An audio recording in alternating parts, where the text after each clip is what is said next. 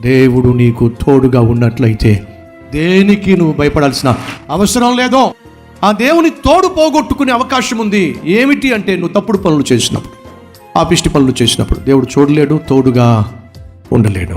ఏ భయము లేకుండా నువ్వు నిర్భయంగా జీవించాలి ఆశపడుతున్నట్లయితే దేవుడు నీకు తోడుగా ఉండాలి.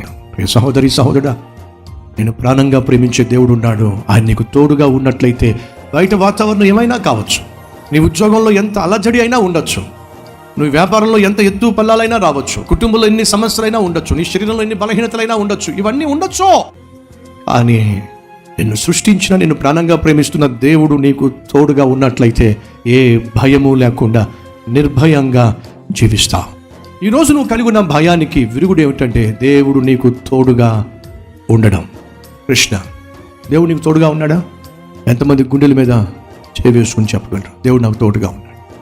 దేవుడు నీకు తోడుగా ఉన్నట్లయితే నువ్వు దేనికి భయపడాల్సిన అవసరం లేనేలేదు.